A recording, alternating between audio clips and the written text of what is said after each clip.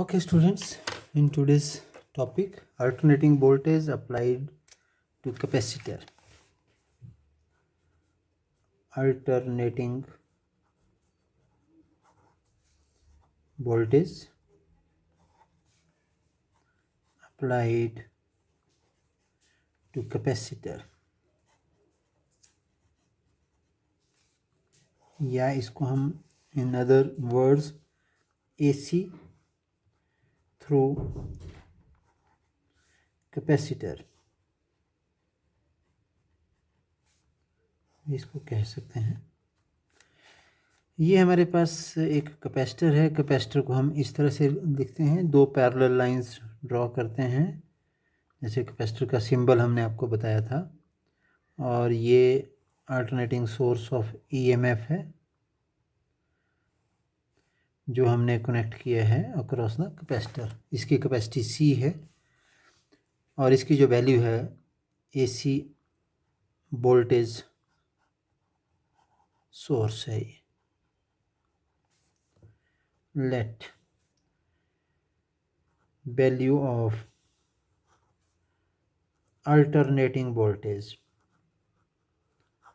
Value of alternating voltage at time t is V is equal to V naught sin omega t। यहाँ पे V instantaneous value है at time t, V nought peak value है, maximum value. Sine omega t जो है वो इसका phase है omega t, और ओमेगा की वैल्यू होती है 2π/t। इसको हम एंगुलर फ्रीक्वेंसी बोलते हैं। और 1/t को हम न्यू कहते हैं, न्यू को हम फ्रीक्वेंसी ऑफ AC कहते हैं। ओके, जब ये वोल्टेज हमने यहाँ लगाई तो यहाँ करंट फ्लो करेगा और ये कैपेसिटर चार्ज करेगा। Suppose charge on capacitor eight time t, जब वोल्टेज V है तो कैपेसिटर के ऊपर चार्ज जो है T इज Q। देन हमने कैपेसिटेंस का फार्मूला पढ़ा है, then Q is equal to CV। ये B जो है ये पोटेंशियल है क्रॉस कैपेसिटर, ठीक। हेंस पोटेंशियल डिफरेंस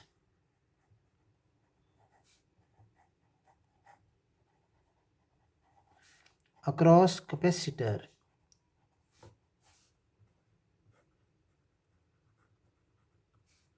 इज, यहाँ से VC is equal to Q/C।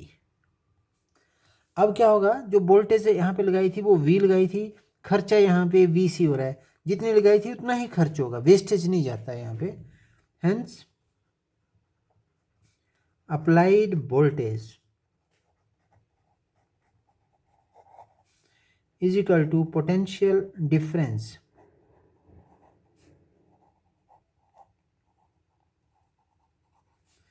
Across capacitor. हमने इंडक्टर के केस में यहाँ लिखा था कि वहाँ पोटेंशियल डिफरेंस नहीं हो रहा था पैदा, वहाँ कोई नहीं हो रहा था, वहाँ पे V और E, यहाँ पर भी वोल्टेज हमने V लगाया था, यहाँ पैदा हो रहा था वोल्टेज, तो दोनों को हमने जोड़ा था B + E, और खर्च कितना हो रहा था, 0 हो रहा था, तो B + E is equal to 0। यहाँ पर हमारे पास V हमने लगाया है, ये यहाँ खर्च हो रहा है, तो दोनों का बराबर होगा। V is equal to VC, और V की वैल्यू लिखेंगे और हम ऐसे लिखेंगे, और VC is equal to V, दोनों की वैल्यू लिखेंगे। VC की वैल्यू है Q/C is equal to V की वैल्यू है V naught sine omega t, और Q is equal to C को भी ले जाओ इधर, V naught C sine omega t। अब आपको मालूम है, वी नो करंट किसके बराबर होता है, I is equal to rate of flow of charge dQ/dt, therefore which is equal to D/dt, और Q की वैल्यू लिखो, Q की वैल्यू किसके बराबर है, V nought C sine omega t, और आई is equal to V nought और C ये कांस्टेंट हैं, ये टाइम के ऊपर डिपेंड नहीं करते, तो वी नॉट भी बाहर आ जाएगा, सी भी बाहर आ जाएगा। इंटीग्रेशन डिफरेंशिएशन, अब यहाँ डिफरेंशिएशन हो रही है, differentiation of sine omega T. आपने जो डिफरेंशिएशन पढ़ी है, डिफरेंशिएशन ऑफ साइन थीटा, ये होती है कॉस थीटा इंटू, फिर थीटा की भी डिफरेंशिएशन होती है D upon D theta into theta, ये डिफरेंशिएशन होती है। तो D theta upon D theta तो 1 होता है, तो कॉस थीटा आती है यहाँ पे, साइन थीटा की डिफरेंस। यहाँ पे क्या होगी, I is equal to V nought C cos of omega t into d upon d t, omega t की भी डिफरेंशिएशन, और आई is equal to V nought C cos omega t, और यहाँ पे आ गया omega d t upon d t upon d t हो गया 1, कट जाएगा है, ओमेगा यहाँ आ जाएगा बाहर, तो i is equal to V naught, यहाँ ओमेगा यहाँ लिख लेता हूँ मैं, omega c cos of omega t. ये आपके पास आई की वैल्यू आ गई हमारे पास, और आई इज इक्वल टू मैंने लिख दिया वी नॉट, और ये जो ओमेगा सी है इसको मैं नीचे ले आता हूँ 1 अपॉन ओमेगा सी। यदि मैं ऐसा लिखूँ इसको, तो जब इसको उल्टा करूँगा तो ओमेगा सी कहाँ जाएगा, ऊपर जाएगा, तो मैंने इस ओमेगा सी को मैंने ऐसे लिख लिया यहाँ पे, into cos of omega t. इस कॉस ऑफ ओमेगा टी को भी बदलना है हमें मालूम है sine of omega t plus pi by 2, omega t plus pi by 2 is equal to, ये सेकेंड क्वाड्रेंट है, ये ऑल साइन पॉजिटिव होगा, कॉस ऑफ ओमेगा टी ये होता है, ये हमें मालूम है। तो कॉस ओमेगा टी किसके बराबर होता है, sine omega t plus pi by 2, तो ये क्या बन जाएगा, और आई is equal to V naught upon 1 upon omega c sine of omega t plus pi by 2। Here 1 upon omega c, इसको हम एक्स सी कहते हैं, कैपेसिटिव रिएक्टेंस, कैपेसिटिव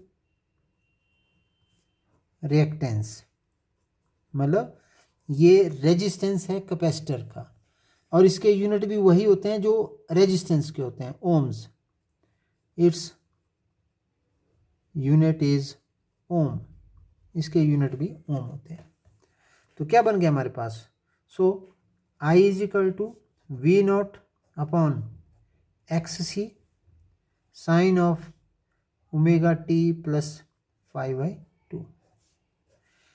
अब वोल्टेज अपॉन रेजिस्टेंस, ये क्या होता है, करंट होता है, as V naught upon X c is equal to i naught, hence i is equal to i naught sine of omega t plus π/2।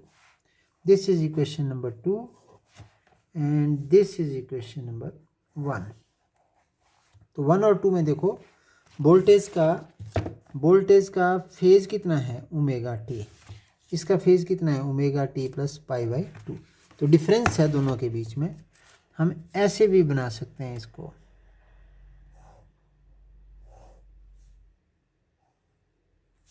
ये वोल्टेज कितना angle बना रहा है, ओमेगा टी, करंट इससे कितना आगे होता है, करंट का एंगल कितना है, ओमेगा टी में π/2 90 डिग्री और जोड़ दो, इसमें 90 डिग्री और जोड़ दो, ये